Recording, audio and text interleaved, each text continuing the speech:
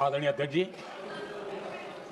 इस सत्र के प्रारंभ में ही मैं जब मीडिया के साथियों से बात कर रहा था तब मैंने सभी माननीय सांसदों को अपील करते हुए एक बात का उल्लेख किया था।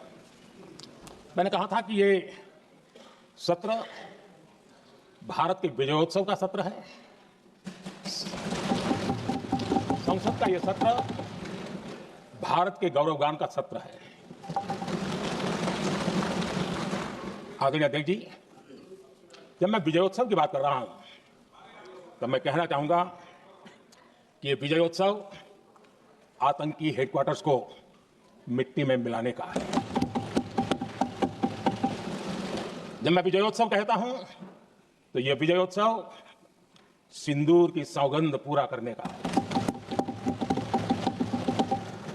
मैं जब ये विजयोत्सव कहता हूं तो ये भारत की सेना के शौर्य और सामर्थ्य का विजय गाथा कह रहा है।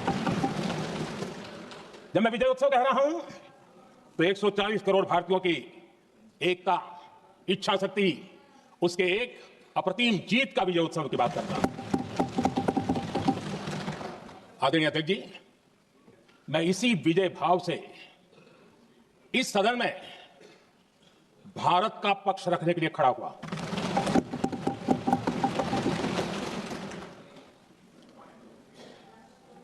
और जिन्हें भारत का पक्ष नहीं दिखता है उन्हें मैं आईना दिखाने के लिए खड़ा हुआ।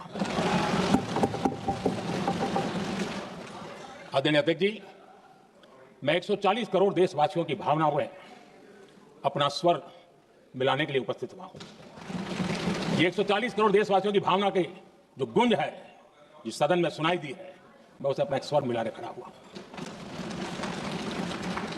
आदरणीय अध्यक्ष जी, ऑपरेशन सिंदूर के दरमियान जिस प्रकार से देश के लोगों ने मेरा साथ दिया, मुझे आशीर्वाद दिए, देश की जनता मुझ पर कर्ज है। मैं देशवासियों का आभार व्यक्त करता हूं, मैं देशवासियों का अभिनंदन करता हूं। आदरणीय अध्यक्ष जी, 22 अप्रैल को पहलगाम में जिस प्रकार की क्रूर घटना घटी, जिस प्रकार आतंकवादियों ने निर्दोष लोगों को उनका धर्म पूछ पूछ करके गोलियां मारी, ये क्रूरता की पराकाष्ठा थी। भारत को हिंसा की आग में झोंकने का यह सुविचारित प्रयास था। भारत में दंगे फैलाने की यह साजिश थी। मैं आज देशवासियों का धन्यवाद करता हूं कि देश ने एकता के साथ उस साजिश को नाकाम कर दिया। आदरणीय अध्यक्ष जी, 22 अप्रैल के बाद मैंने एक सार्वजनिक रूप से और विश्व को समझ में आया इसलिए कुछ अंग्रेजी में भी वाक्यों का प्रयोग किया था और मैंने कहा था कि हमारा संकल्प है, हम आतंकियों को मिट्टी में मिला देंगे। और मैंने सार्वजनिक रूप से कहा था, सजा उनके आकाओं को भी होगी और कल्पना से भी बड़ी सजा मिलेगी। 22 अप्रैल को मैं विदेश था, मैं तुरंत लौट के आया और आने के तुरंत बाद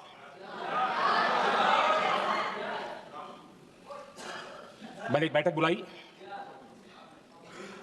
और उस बैठक में हमने साफ साफ निर्देश दिए कि आतंकवाद को करारा जवाब देना होगा और ये हमारा राष्ट्रीय संकल्प है। आदरणीय अध्यक्ष जी, हमें हमारे सैन्य बलों की क्षमता पर पूरा विश्वास है, पूरा भरोसा है उनकी क्षमता पर, उनके सामर्थ्य पर, उनके साहस पर। सेना को कार्रवाई की खुली छूट दे दी गई और यह भी कहा गया कि सेना तय करें कब, कहां, कैसे, किस प्रकार से। ये सारी बातें उस मीटिंग में साफ साफ कह दी गई और कुछ बातें उसमें से मीडिया में शायद रिपोर्ट भी हुई है।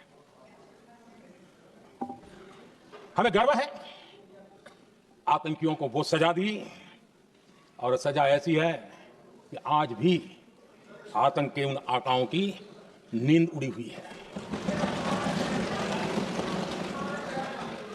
आदरणीय अध्यक्ष जी, मैं हमारी सेना की सफलता के उससे जुड़े भारत के उस पक्ष को सदन के माध्यम से देशवासियों के सामने रखना चाहता हूं। पहला पक्ष, पहलगाम हमले के बाद से ही पाकिस्तानी सेना को अंदाजा लग चुका था कि भारत कोई बड़ी कार्रवाई करेगा। उनकी तरफ से न्यूक्लियर की धमकियों के भी बयान आना शुरू हो चुके थे। भारत ने 6 मई रात और 7 मई सुबह जैसा तय किया था वैसी कार्रवाई की और पाकिस्तान कुछ नहीं कर पाया। 22 मिनट में 22 अप्रैल का बदला निर्धारित लक्ष्य के साथ हमारी सेना ने ले लिया। दूसरा पक्ष, आदरणीय अध्यक्ष जी, पाकिस्तान के साथ हमारी लड़ाई तो कई बार हुई है, लेकिन ये पहली ऐसी भारत की रणनीति बनी कि जिसमें पहले जहां कभी नहीं गए थे वहां हम पहुंचे। पाकिस्तान के कोने कोने में आतंकी अड्डों को धुआं धुआं कर दिया गया। आतंक के गढ़ कोई सोच नहीं सकता कि वहां तक कोई जा सकता है। बहावलपुर और मुर्गे उसको भी जमीन दोस्त कर दिया गया। आदरणीय अध्यक्ष जी, हमारे सेनाओं ने आतंकी अड्डों को तबाह कर दिया। तीसरा पक्ष, पाकिस्तान की न्यूक्लियर धमकी को हमने झूठा साबित कर दिया। भारत ने सिद्ध कर दिया कि न्यूक्लियर ब्लैकमेलिंग अब नहीं चलेगा और न ही ये न्यूक्लियर ब्लैकमेलिंग के सामने भारत झुकेगा। आदरणीय अध्यक्ष जी, चौथा पक्ष, भारत ने दिखाई अपनी तकनीकी क्षमता। पाकिस्तान के सीने पर सटीक प्रहार किया। पाकिस्तान के एयरबेस एसेट्स को भारी नुकसान हुआ और आज तक उनके कई एयरबेस आईसीयू में पड़े हैं। आज टेक्नोलॉजी आधारित युद्ध का युग है। ऑपरेशन सिंदूर इस महारत में भी सफल सिद्ध हुआ है। अगर पिछले 10 साल में जो हमने तैयारियां की है वो न की होती तो इस तकनीक के युग में हमारा कितना नुकसान हो सकता था, इसका हम अंदाज लगा सकते हैं। पांचवा पक्ष,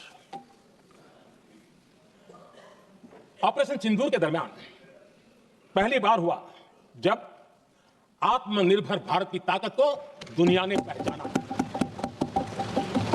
made in India drone, made in India missile ने पाकिस्तान के हथियारों की पोल खोल करके रख दी। आदरणीय अध्यक्ष जी, और भी एक महत्वपूर्ण काम जो हुआ है, वैसे जब राजीव गांधी जी थे उस समय उनके जो डिफेंस का काम देखने वाले अमोज थे, उन्होंने जब मैंने सीडीएस की घोषणा की तो वो बहुत प्रसन्न होकर के मुझे मिलने आए थे और बहुत बहुत प्रसन्न थे वो। इस समय ऑपरेशन में नेवी, आर्मी, एयरफोर्स तीनों सेनाओं का जॉइंट एक्शन, इसके बीच की सिनर्जी, इसने पाकिस्तान के छक्के छुड़ा दिए। आदरणीय अध्यक्ष जी, आतंक की घटनाएं पहले भी देश में होती थी, लेकिन पहले आतंकवादियों के मास्टरमाइंड निश्चिंत होते थे और वो आगे की तैयारी में लगे रहते थे। उनको पता था कुछ नहीं होगा। लेकिन अब स्थिति बदल गई है। अब हमले के बाद मास्टरमाइंड को नींद नहीं आती। उनको पता है कि भारत आएगा और मार के जाएगा। ये न्यू नॉर्मल भारत ने सेट कर दिया है।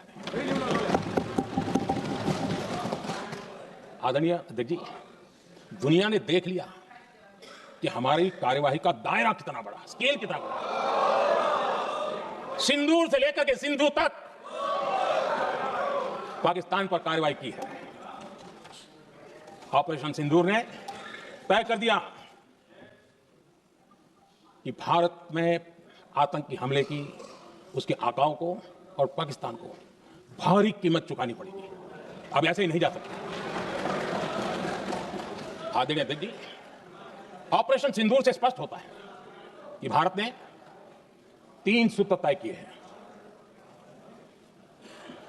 अगर भारत पर आतंकी हमला हुआ तो हम अपने तरीके से, अपनी शर्तों पर, अपने समय पर जवाब देकर के रहेंगे। दूसरा, कोई भी न्यूक्लियर ब्लैकमेल अब नहीं चलेगा। और तीसरा, हम आतंकी सरपरस्त सरकार और आतंक के आकाओं उनको अलग अलग नहीं देखेंगे। आदरणीय अध्यक्ष जी, यहां पर विदेश नीति को लेकर के भी काफी बातें कही गई हैं। दुनिया के समर्थन को लेकर के भी काफी बातें कही गई हैं।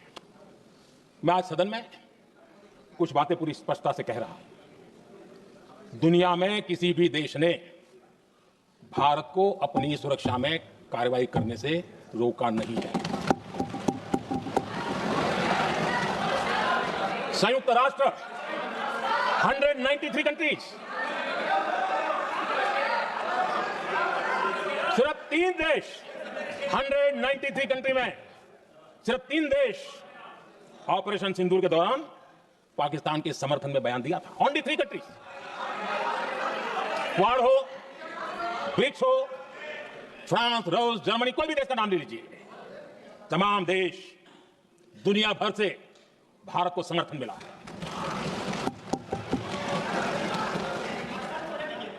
आदरणीय अध्यक्ष जी, दुनिया का समर्थन तो मिला, दुनिया के देशों का समर्थन मिला, माननीय, लेकिन ये दुर्भाग्य है कि मेरे देश के वीरों के पराक्रम को कांग्रेस का समर्थन नहीं।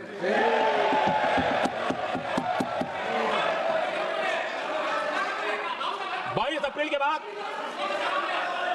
22 अप्रैल के आतंकी हमले के बाद 3-4 दिन में ही ये उछल रहे थे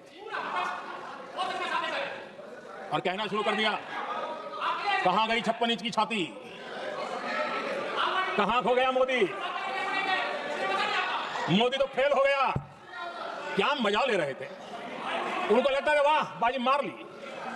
उनको पहलगाम के निर्दोष लोगों की हत्या में भी वो अपनी राजनीति तराशते थे।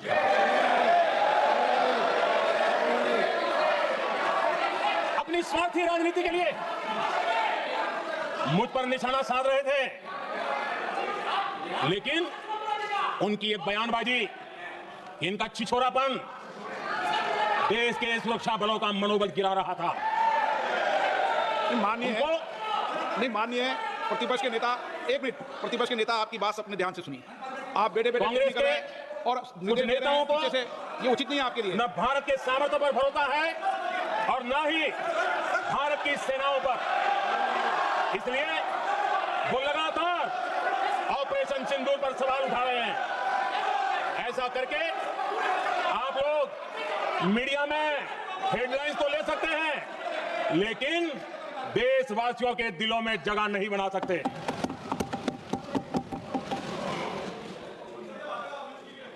आदरणीय सभापति जी, आदरणीय अध्यक्ष जी, 10 मई को भारत ने ऑपरेशन सिंदूर के तहत हो रहे एक्शन को रोकने की घोषणा की।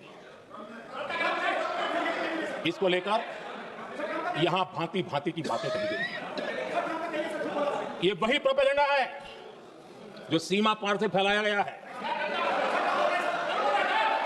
कुछ लोग सेना द्वारा दिए गए तथ्यों की जगह पाकिस्तान के झूठ प्रचार को आगे बढ़ाने में जुटे हुए हैं, जबकि भारत का रुख हमेशा स्पष्ट रहा है। आदरणीय अध्यक्ष जी, कुछ चीजें मैं जरा स्मरण भी कराना चाहता हूं। जब सर्जिकल स्ट्राइक हुआ उस समय हमने लक्ष्य तय किया था हमारे जवानों को तैयार करके कि हम उनके इलाके में जाकर के आतंकियों के जो लॉन्चिंग पैड है उनको नष्ट करेंगे।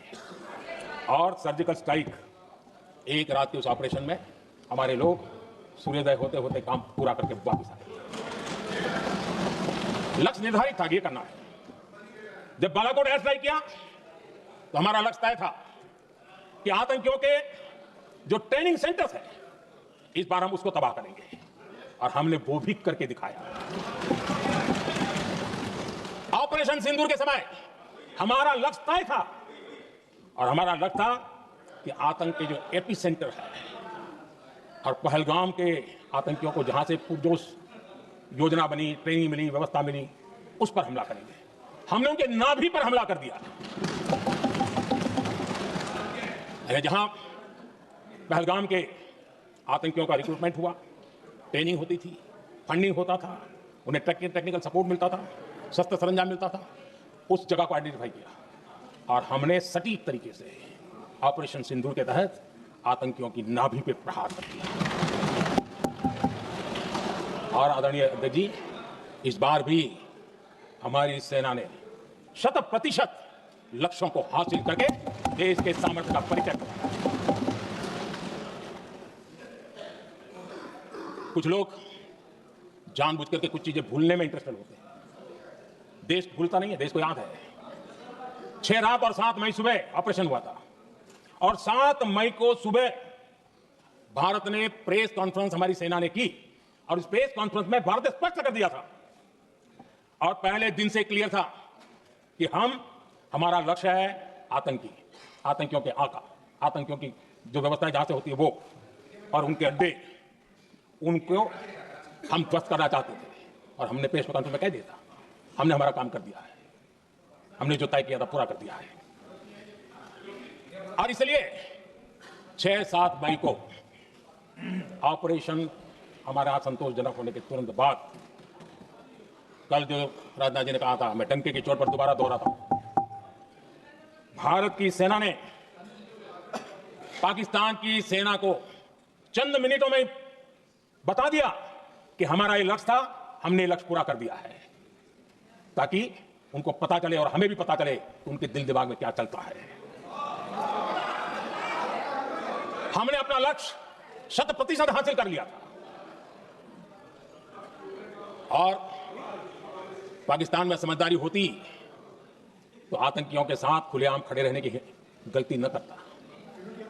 उसने निर्लज्ज होकर के आतंकवादियों के साथ खड़े रहने का फैसला किया। हम पूरी तरह तैयार थे, हम भी मौके की तलाश में थे, लेकिन हमने दुनिया को बताया था कि हमारा लक्ष्य आतंकवाद है, आतंकवादी आका है, आतंकवादी ठिकाने हैं, वो हमने पूरा कर दिया। लेकिन जब पाकिस्तान ने आतंकियों की मदद में आने का फैसला किया और मैदान में उतरने की हरकत की, तो भारत की सेना ने सालों तक याद रह जाए ऐसा करारा जवाब देकर के 9 मई की मध्यरात्रि और 10 मई की एक प्रकार से सुबह हमारी मिसाइलें, उन्होंने पाकिस्तान के हर कोने में प्रचंड प्रहार किया, जिसकी पाकिस्तान ने कभी कल्पना नहीं की थी, और पाकिस्तान को घुटनों पर आने के लिए मजबूर कर दिया।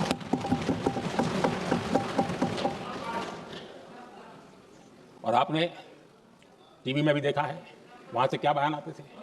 पाकिस्तान के लोग, अरे मैं तो स्विमिंग पूल में नहा रहा था, कोई कह रहा था मैं तो दफ्तर जाने की तैयारी कर रहा था, हम कुछ सोचे पहले तो भारत ने तो हमला कर दिया। ये पाकिस्तान के लोगों के बयान है, और देश ने देखे हैं, स्विमिंग पूल में नहा रहा था। और जब इतना कड़ा प्रहार हुआ, पाकिस्तान ने कभी सोचा तक नहीं था, तब जाकर के पाकिस्तान ने फोन करके डीजीएमओ के सामने फोन करके गुहार लगाई, बस करो, बहुत मारा, अब ज्यादा मार झेलने की ताकत नहीं है, प्लीज हमला रोक दो। पाकिस्तान के डीजीएमओ का फोन था, और भारत ने तो पहले दिन ही कह दिया था, 7 तारीख सुबह की प्रेस देख लीजिए, कि हमने हमारा लक्ष्य पूरा कर दिया है, अगर आप कुछ करोगे तो महंगा पड़ेगा। और आप धीरे ऐसे कैसे प्लीज।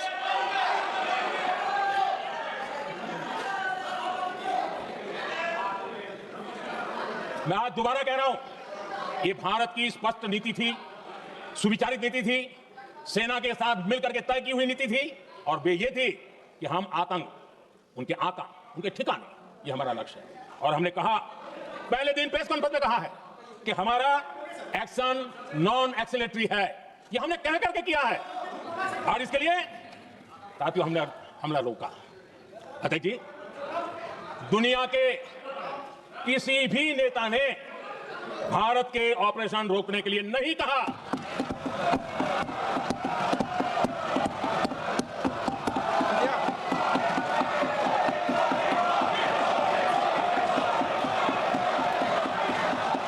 उसी दौरान 9 तारीख को रात को अमेरिका के उपराष्ट्रपति जी ने मुझसे बात करने का प्रयास किया। वो घंटे भर कोशिश कर रहे थे, लेकिन मेरी सेना के साथ मीटिंग चल रही थी, तो मैंने उनका फोन उठा नहीं पाया। बाद में मैंने उनको कॉल बैक किया। मैंने कहा कि आपका फोन था, 3-4 बार आपका फोन आ गया, क्या है? तो अमेरिका के उपराष्ट्रपति जी ने मुझे फोन पे बताया कि पाकिस्तान बहुत बड़ा हमला करने वाला है, ये उन्होंने मुझे बताया। मेरा जो जवाब था, जिनको समझ नहीं आता उनको तो नहीं आएगा, मेरा जवाब था, अगर पाकिस्तान का यह इरादा है तो उसे बहुत महंगा पड़ेगा। ये मैंने अमेरिका के उपराष्ट्रपति को कहा। अगर पाकिस्तान हमला करेगा तो हम बड़ा हमला कर करके जवाब देंगे, ये मेरा जवाब था। और आगे मेरा एक वाक्य था, मैंने कहा था, हम गोली का जवाब गोले से देंगे। ये 9 तारीख रात की बात है, और 9 रात में और 10 सुबह हमने पाकिस्तान को सैन्य शक्ति को तहस नहस कर दिया था। और यही हमारा जवाब था, यही हमारा जज्बा था। और आज पाकिस्तान भी भली भांति जान गया है कि भारत का हर जवाब पहले से ज्यादा तगड़ा होता है। उसे यह भी पता है कि अगर भविष्य में नौबत आई तो भारत आगे कुछ भी कर सकता है। और इसलिए मैं फिर से लोकतंत्र के इस मंदिर में दोहराना चाहता हूं, ऑपरेशन सिंदूर जारी है।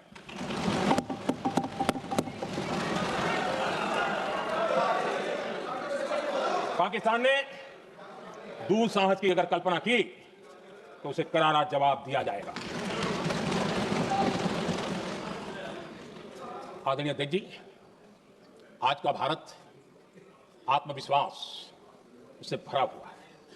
आज का भारत आत्मनिर्भरता के मंत्र को लेकर के पूरी शक्ति के साथ तेज गति से आगे बढ़ रहा है। देश देख रहा है भारत आत्मनिर्भर बनता जा रहा है, लेकिन देश यह भी देख रहा है कि एक तरफ तो भारत आत्मनिर्भरता की ओर तेज गति से आगे बढ़ रहा है, लेकिन कांग्रेस मुद्दों के लिए पाकिस्तान पर निर्भर होती जा रही है। मैं आज पूरा दिन देख रहा था, जो 16 घंटे से जो चर्चा चल रही है, दुर्भाग्य से प्लीज बेटे, सब जवाब दे दिया आपका, आप सुनते नहीं, सबका जवाब दे दिया, प्लीज। दुर्भाग्य से सुनिए जवाब। कांग्रेस को पाकिस्तान के मुद्दे इंपोर्ट करने पड़ रहे हैं। आदरणीय अध्यक्ष जी, आज के वॉरफेयर में इंफॉर्मेशन और नैरेटिव्स की बहुत बड़ी भूमिका है। नैरेटिव घर करके, एआई का भी भरपूर उपयोग करके सेनाओं के मनोबल को कमजोर करने के खेल भी खेले जाते हैं। जनता के अंदर अविश्वास पैदा करने के भी भरपूर प्रयास होते हैं। दुर्भाग्य से कांग्रेस और उसके सहयोगी पाकिस्तान के ऐसे ही प्रपंच के प्रवक्ता बन चुके हैं। आदरणीय अध्यक्ष जी, देश की सेना ने, आदरणीय अध्यक्ष जी, ये तरीका है देश की सेना ने, बैठिए बैठिए, देश की सेना ने सर्जिकल स्ट्राइक की।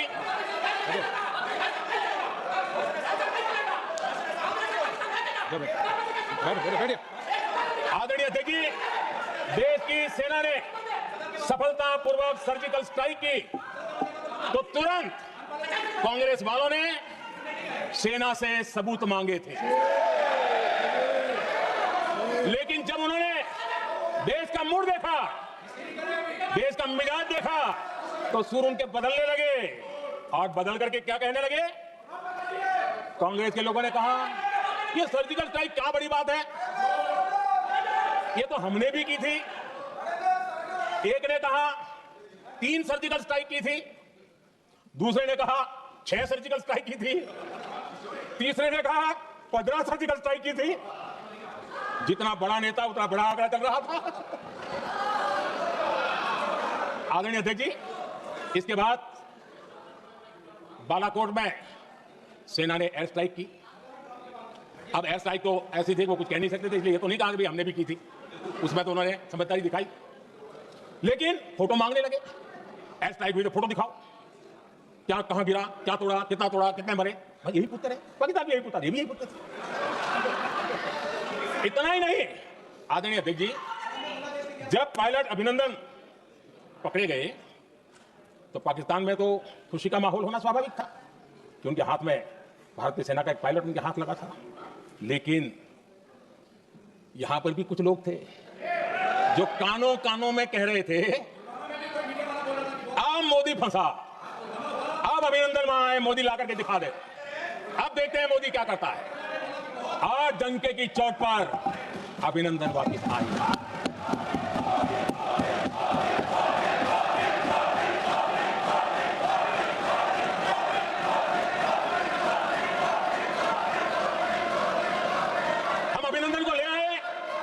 तो इनकी बोलती बंद हो गई। इनको लगा यार ये नसीब वाला आदमी है, हमारा हथियार हाथ से निकल गया। आदरणीय अध्यक्ष जी, पहलगाम हमले के बाद हमारा बीएसएफ का एक जवान पाकिस्तान के कब्जे में गया, तो फिर इनको लगा वाह बड़ा मुद्दा हाथ में आ गया है, अब मोदी फंस जाएगा। अब तो मोदी की फजीयत जरूर होगी। और उनकी इकोसिस्टम ने सोशल मीडिया में बहुत सारी कथाएं वायरल की कि एक बीएसएफ के जवान का क्या होगा, उसके परिवार का क्या होगा, ये वापस आएगा, कब आएगा, कैसे आएगा, न जाने क्या चला दिया। आदरणीय अध्यक्ष जी, बीएसएफ का वो जवान भी आन बान शान के साथ वापस आया।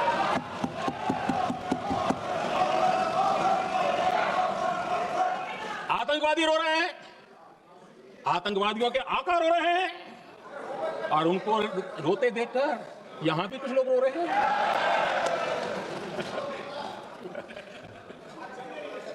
अब देखिए, सर्जिकल स्ट्राइक चल रही थी, उसके बाद उन्होंने एक खेल खेलने की कोशिश की, बात जमी नहीं। एयर स्ट्राइक हुई तो दूसरा खेल खेलने की कोशिश की, वो भी जमी नहीं। जब ये ऑपरेशन सिंदूर हुआ तो उन्होंने नया पैंतरा शुरू किया। और क्या शुरू किया? रोक क्यों दिया? पहले तो मारने को तैयार नहीं थे मुक्त करते, अब कहते रोक क्यों दिया? वारे बयान बहादुरों, आपको विरोध का कोई ना कोई बहाना चाहिए, और इसलिए सिर्फ मैं नहीं, पूरा देश आप पर हंस रहा है।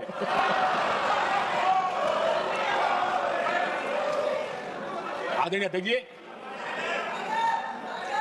सेना का विरोध, सेना के प्रति एक पता नहीं नेगेटिविटी, ये कांग्रेस का पुराना रवैया रहा।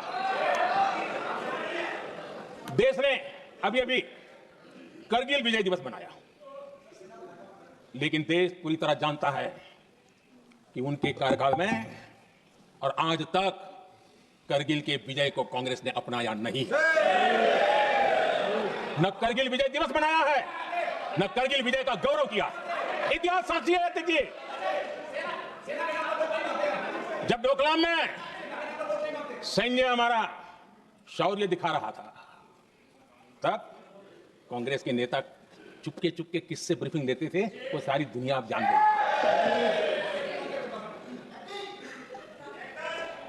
आप निकाल दीजिए पाकिस्तान के सारे बयान और यहां हमारा विरोध करने वाले लोगों के बयान, फुल स्टॉप कॉमा के साथ एक है।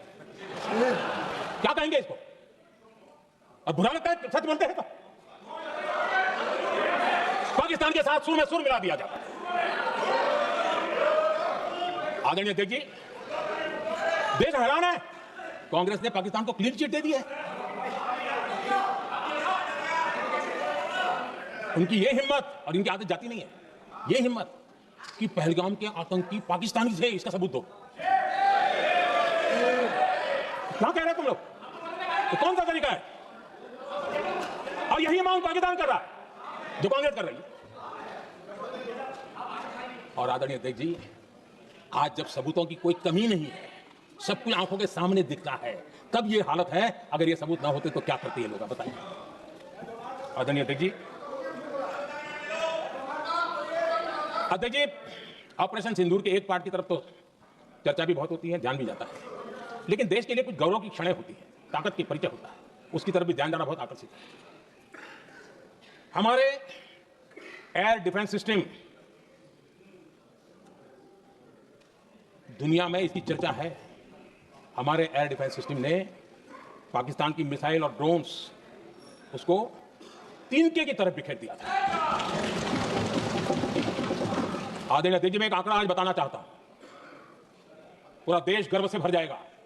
कुछ लोगों का क्या होगा मैं नहीं जानता, पूरा देश गर्व से भर जाएगा। 9 मई को पाकिस्तान ने करीब 1000 मिसाइलों और आर्म्ड ड्रोन्स के भारत पर बहुत बड़ा हमला करने की कोशिश की। 1000 ये मिसाइलें भारत के किसी भी हिस्से पर गिरती है तो वहां भयंकर तबाही मचती है, लेकिन 1000 मिसाइल्स और ड्रोन्स को भारत ने आसमान में ही चूर चूर कर दिया।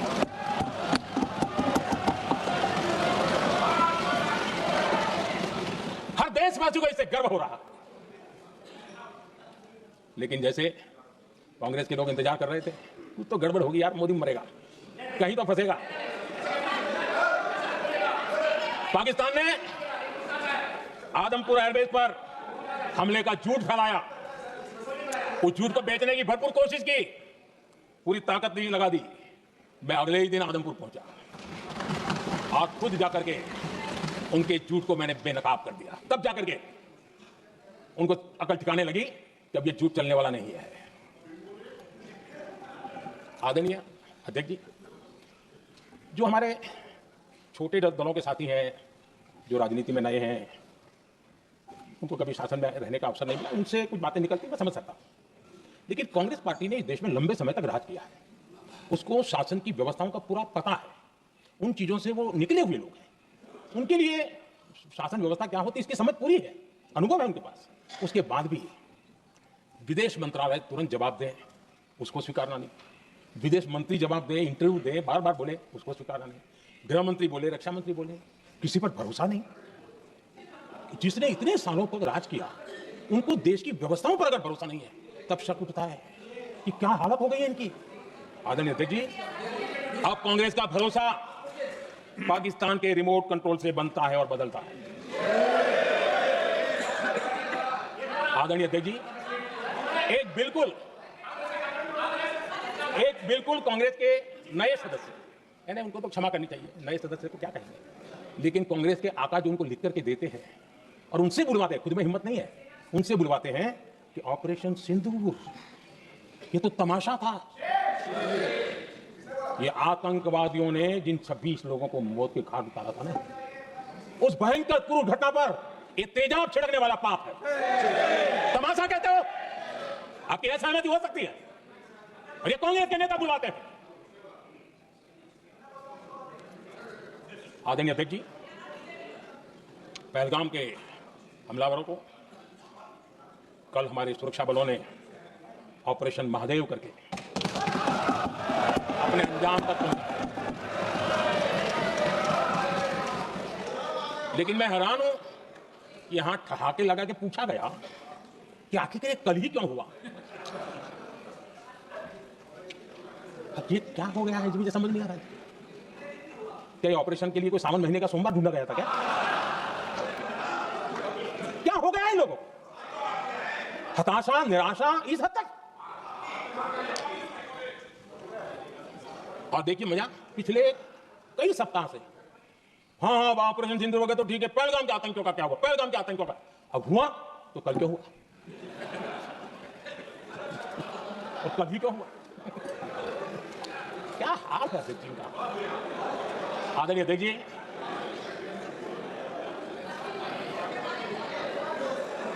आदरणीय देखिए, शास्त्रों में कहा गया है, हमारे शास्त्रों में कहा गया है, शस्त्रेण रक्षिते राष्ट्रे, शस्त्रेण रक्षिते राष्ट्रे शास्त्र चर्चा प्रवर्तते। अर्थात जब राष्ट्र शस्त्र से सुरक्षित होते हैं तभी वहां शास्त्र की, ज्ञान की चर्चाएं जन्म ले पाती है। जब सीमा पर सेनाएं मजबूत होती है तभी लोकतंत्र प्रखर होता है। आदरणीय अध्यक्ष जी, ऑपरेशन सिंदूर बीते दशक में भारत की सेना के सशक्तिकरण का एक साक्षात प्रमाण है। ऐसे ही नहीं हुआ। कांग्रेस के शासन के दौरान सेनाओं को आत्मनिर्भर बनाने के संबंध में सोचा तक नहीं जाता था। आज भी आत्मनिर्भर शब्द की मजाक उड़ाई जाती है। वैसे वो महात्मा गांधी से आया हुआ है, लेकिन आज भी मजाक उड़ाई जाती है। हर रक्षा सौदे में कांग्रेस अपने मौके खोजती रहती थी। छोटे छोटे हथियारों के लिए विदेशों पर निर्भरता, ये इनका कार्यकाल रहा है।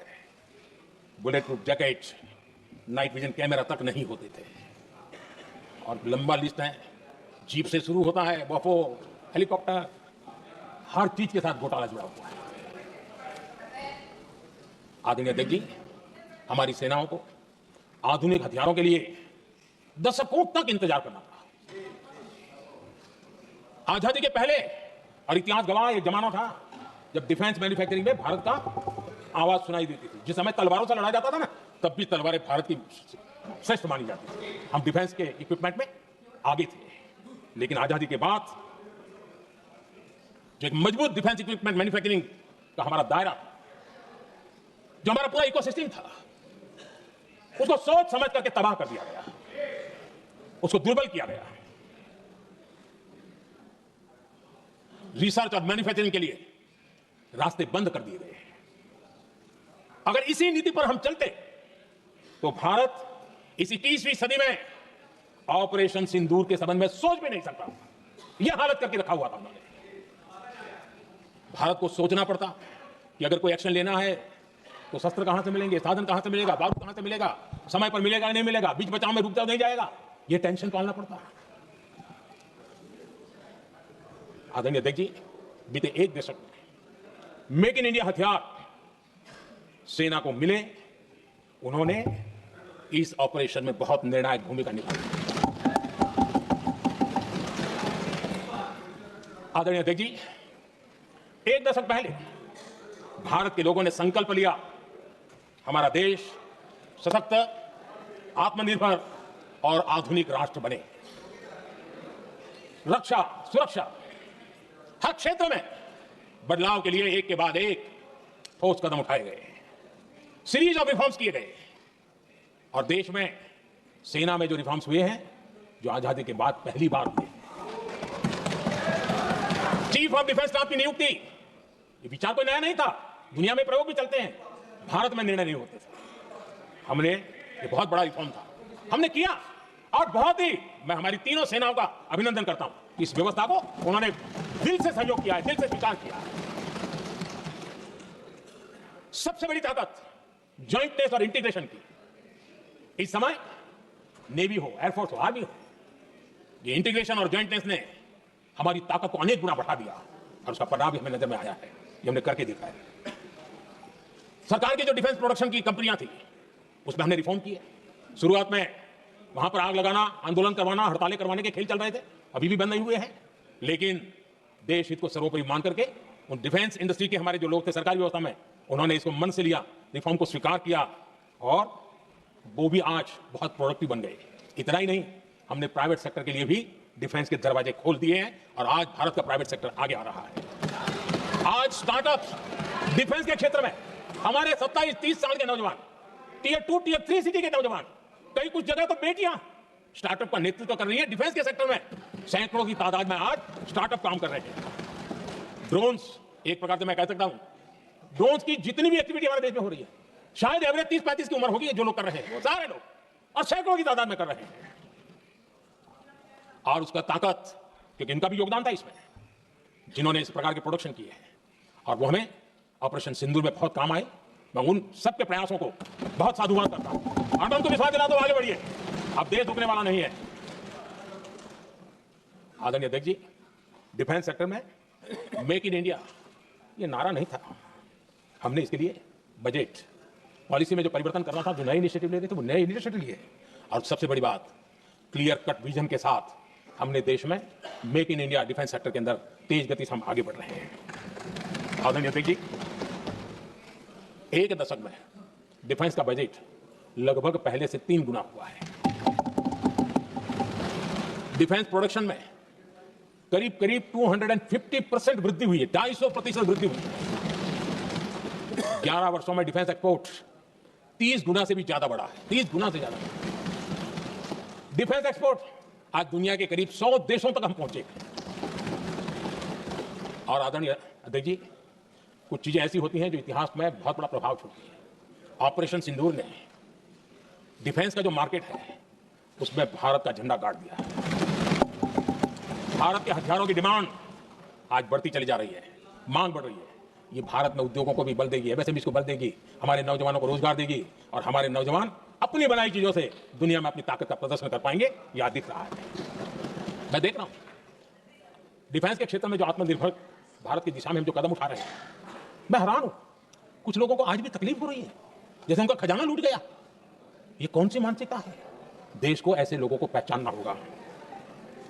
आदरणीय अध्यक्ष जी, मैं स्पष्ट करना चाहता हूं, डिफेंस में भारत का आत्मनिर्भर होना ये आज की शस्त्रों की स्पर्धा में के काल में विश्व शांति के लिए भी जरूरी है। मैं पहले भी कह चुका हूं, भारत युद्ध का नहीं बुद्ध का देश है। हम समृद्धि शांति चाहते हैं, लेकिन हम ये कभी न भूले कि समृद्धि का और शांति का रास्ता शक्ति से ही गुजरता है। आदरणीय अध्यक्ष जी, हमारा भारत छत्रपति शिवाजी महाराज, महाराजा रणजीत सिंह, राजेंद्र चोला, महाराणा प्रताप, लसित बोरफुकन और महाराजा सुहेलदेव का देश है। आदरणीय अध्यक्ष जी, हम विकास और शांति के लिए सामरिक सामर्थ्य पर भी फोकस करते हैं। आदरणीय अध्यक्ष जी, कांग्रेस के पास नेशनल सिक्योरिटी का विजन न पहले था और आज तो सवाल ही नहीं उठता है।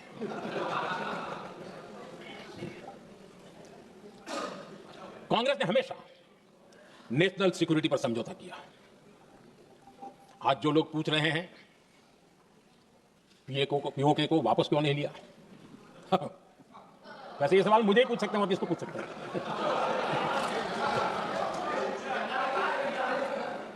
लेकिन इसके पहले जवाब देना होगा पूछने वालों को।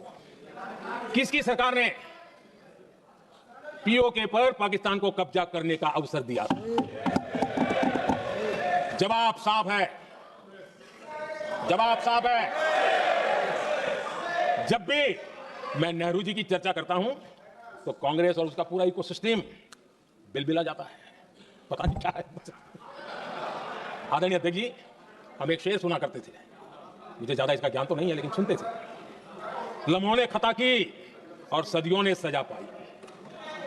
आजादी के बाद से ही जो फैसले लिए गए उनकी सजा आज तक देश भुगत रहा है।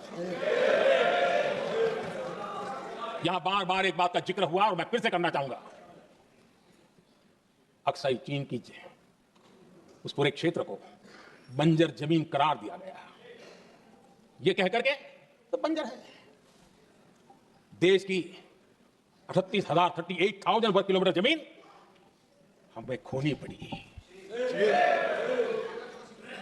आदरणीय अध्यक्ष जी, मैं जानता हूं मेरी कुछ बातें चुभने वाली है। 1962 और 1963 के बीच कांग्रेस के नेता जम्मू कश्मीर के पूंछ, उरी, नीलम वैली और किशनगंगा को छोड़ देने का प्रस्ताव रख रहे थे।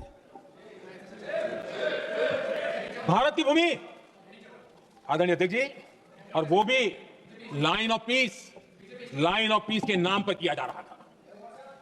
1966 रण ऑफ कच्छ पर इन्हीं लोगों ने मध्यस्थता स्वीकार की। ये था उनका राष्ट्रीय सुरक्षा का विजन। एक बार फिर उन्होंने भारत का करीब 800 वर्ग किलोमीटर क्षेत्र पाकिस्तान को सौंप दिया, जिसमें छड़बेट भी शामिल है, कहीं उसको छड़ा बेट भी कहते हैं। 1965 की जंग में हाजीपीर पास को हमारी सेना ने वापस जीत लिया था, लेकिन कांग्रेस ने उसे फिर लौटा दिया।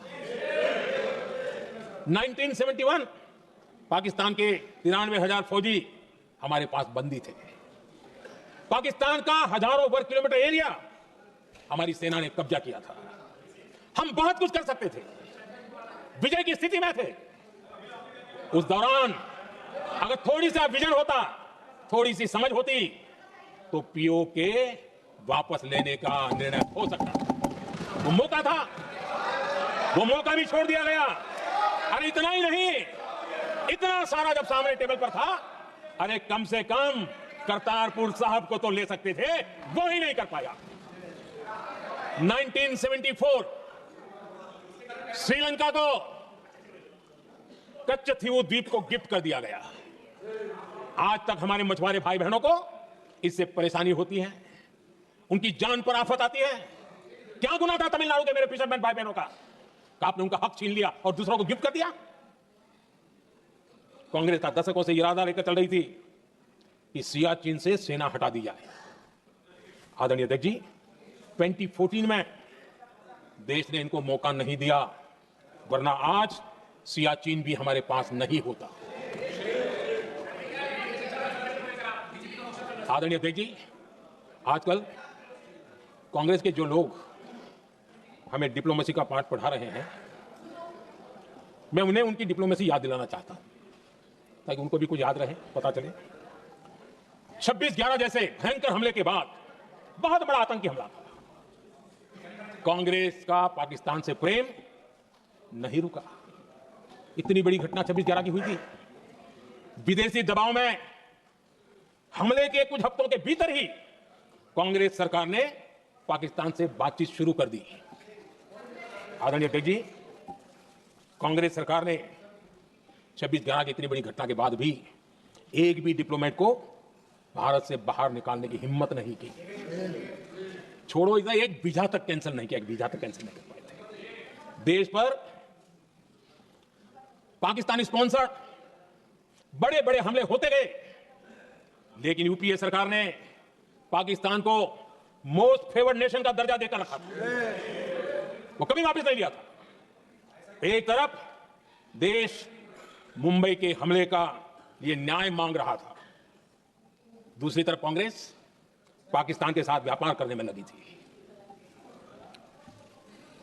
पाकिस्तान वहां से खून की होली खेलने वाले आतंकियों को भेजते रहे, और कांग्रेस यहां अमन की आंच के मुशायरे किया करती थी। मुशायरे होते थे। हमने आतंकवाद और अमन की आंच का ये वन वे ट्रैफिक बंद कर दिया। हमने पाकिस्तान का एमएफएन का दर्जा रद्द किया, वीजा बंद किया। हमने अटारी वाघा बॉर्डर को बंद कर दिया। आदरणीय अध्यक्ष जी, भारत के हितों को गिरवी रख देना ये कांग्रेस की पार्टी की पुरानी आदत है। इसका सबसे बड़ा उदाहरण सिंधु जल समझौता है। सिंधु जल समझौता किसने किया? नेहरू जी ने किया। अब मामला किससे जुड़ा था? भारत से निकलने वाली नदियां, हमारे यहां से निकली हुई नदियां, उसका वो पानी था।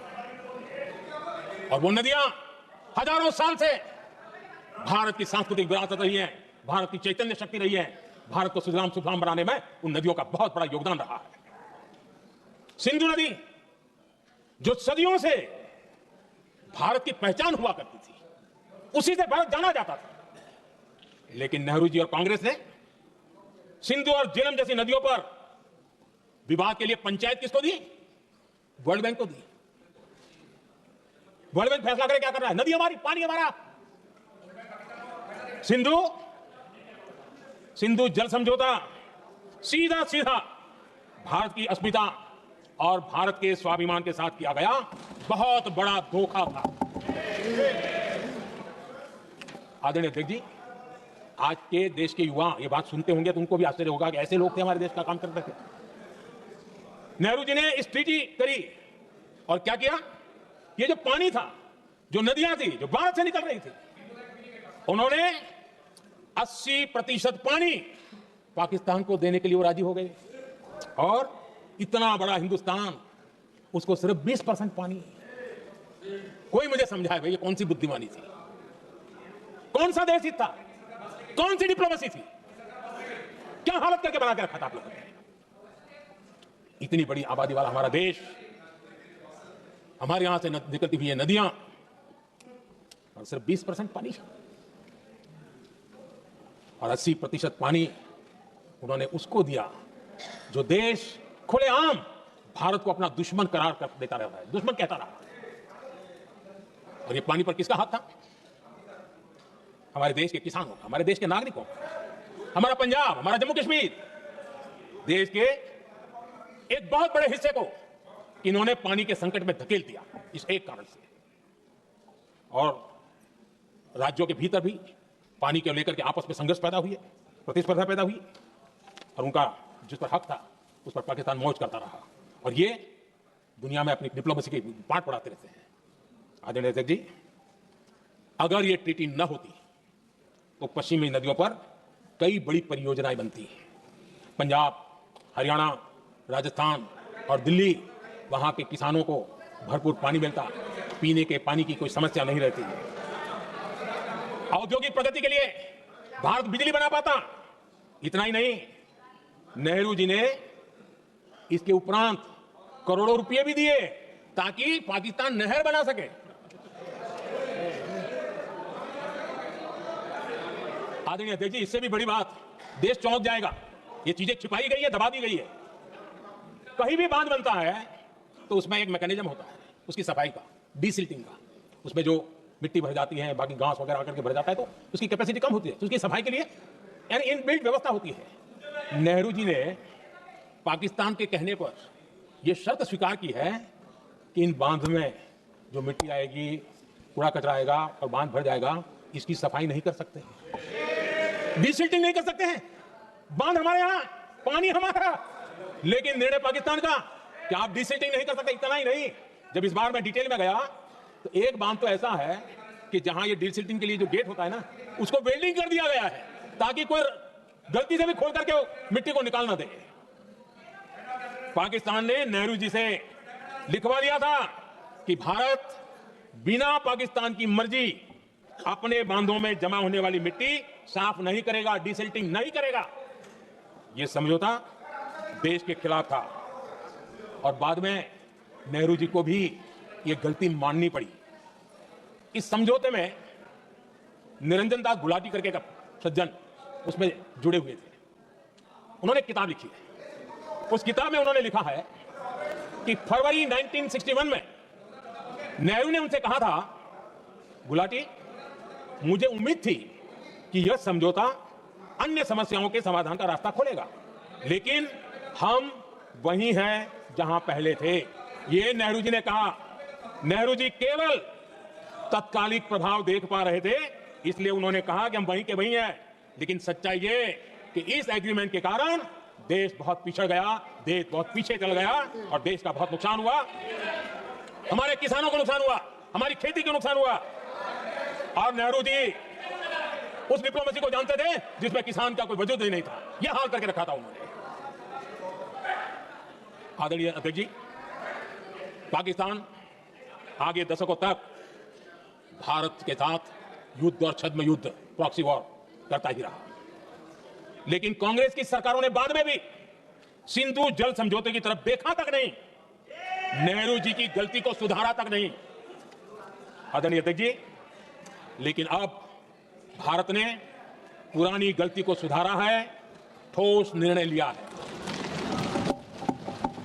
भारत ने नेहरू जी द्वारा किए गई बहुत बड़ी ब्लंडर सिंधु जल समझौते को देश हित में, किसानों के हित में एबेंस में रख दिया है। देश का अहित करने वाला यह समझौता अब इस रूप में आगे नहीं चल सकता। भारत ने तय कर दिया है, खून और पानी साथ साथ नहीं बह सकते।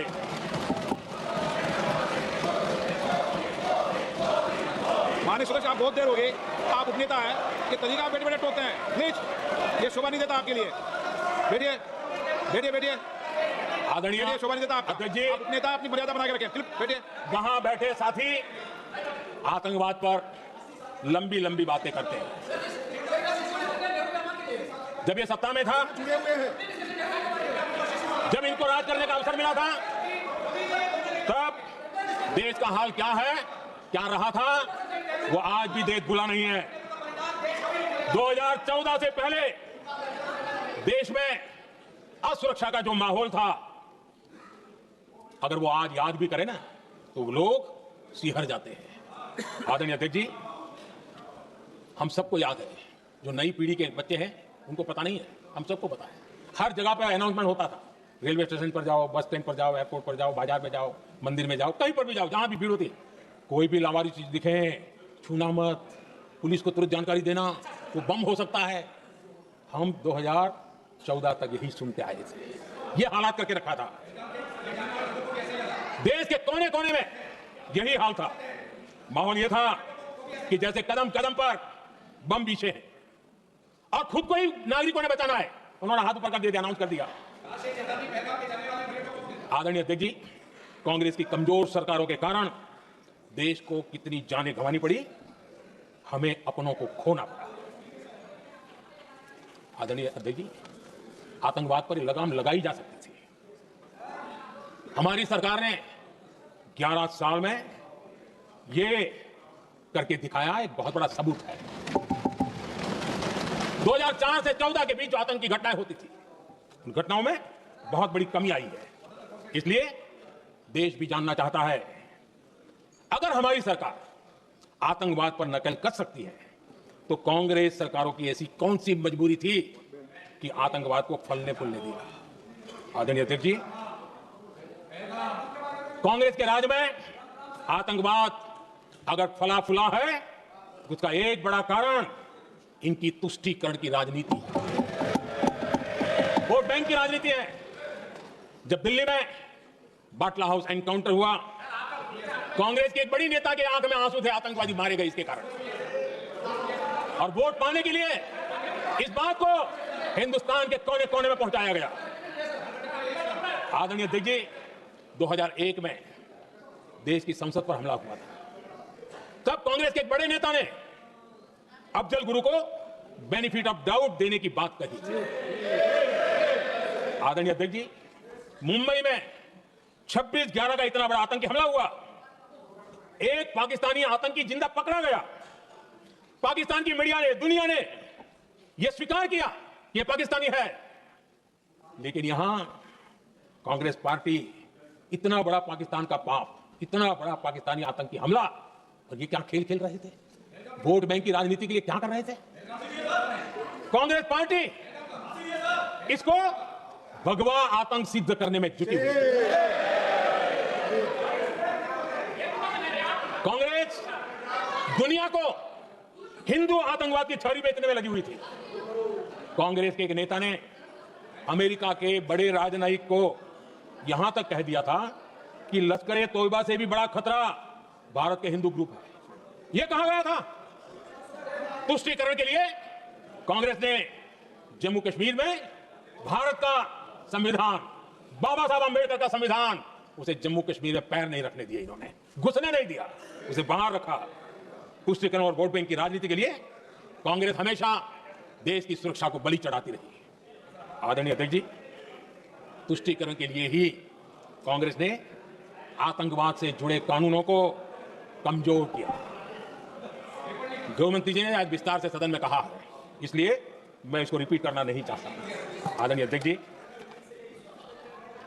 मैंने इस सत्र की शुरुआत में आग्रह किया था, मैंने कहा था कि दल हित में हमारे मत मिले न मिले, दल हित में हमारे मत मिले न मिले, देश हित में हमारे मन जरूर मिलने चाहिए। पहलगाम